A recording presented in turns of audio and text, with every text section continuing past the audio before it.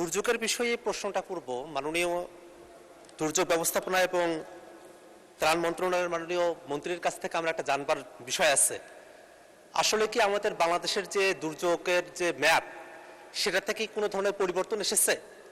কারণ আমরা দেখলাম যে দুর্যোগ মন্ত্রণালয় থেকে বরাদ্দ করা হলো, সে বরাদ্দটা 30 এপ্রিলে হয়েছে, সেটা শুধুমাত্র সরকারি দলের যারা আসন প্রাপ্ত হয়েছেন তাদের আসনগুলোতে শুধু বরাদ্দটা দেওয়া হয়েছে, বিরোধী দলের যারা আছেন তাদের কারোতে বরাদ্দগুলো দেওয়া হয় নাই।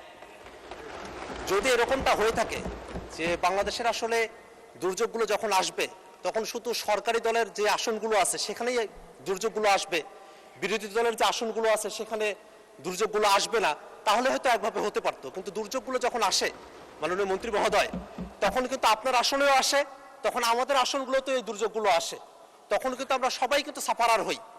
এবং এই যে বরাদ্দগুলো আসে এটা কিন্তু সরকারি দল বিরোধী দল এই বিভাজন করে এই দুর্যোগগুলো আসে না।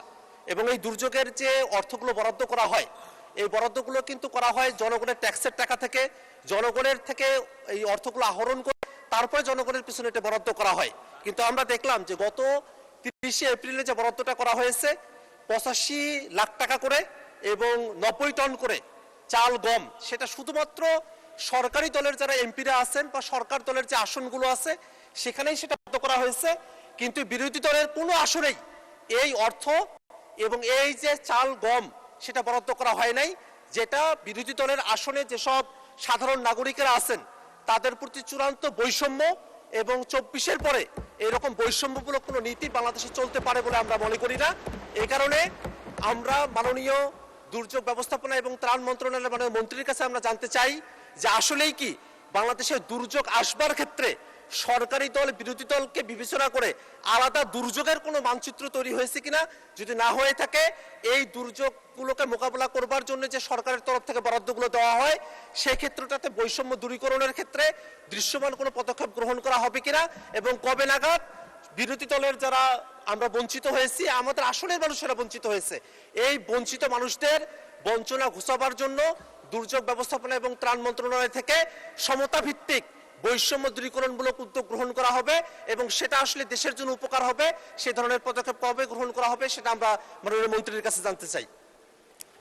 মাননীয় সদস্য, আপনাকে ধন্যবাদ। মাননীয় মন্ত্রী, ভেরি ফান্ডামেন্টাল কোশ্চেন একটা, if it is true and fair, আপনি দয়া করে একটু উত্তর দেন, আমরা সকলেই শুনি।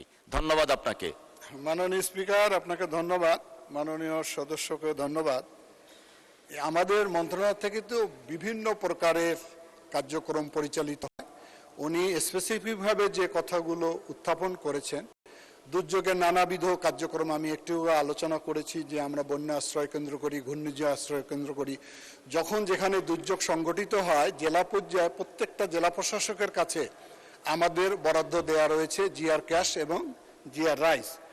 আর উনি টিআর কাবিখার কথা বলেছেন, যে সমস্ত এমপি মহোদয়রা আমাদের কাছে চাহিদাপত্র দেয় সেখানে আমরা বরাদ্দ দিয়ে থাকি। আমার মনে হয় যে কাল পরশুর মধ্যে ওনারা ওনাদের বরাদ্দ পেয়ে যাবেন। ধন্যবাদ।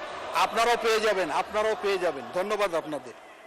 আপনার পরশুর মধ্যে যারা চাহিদাপত্র দিয়েছেন তাদেরকে আমরা বরাদ্দ দিয়েছি, ইনশাল্লাহ পেয়ে যাবেন। ধন্যবাদ আপনাদের। ধন্যবাদ মাননীয় মন্ত্রী। জনাব আবুল কালাম আজাদ সিদ্দিকী, টাঙ্গাইল ৭, আপনি একটি সম্পূরক প্রশ্ন করতে পারেন দয়া করে।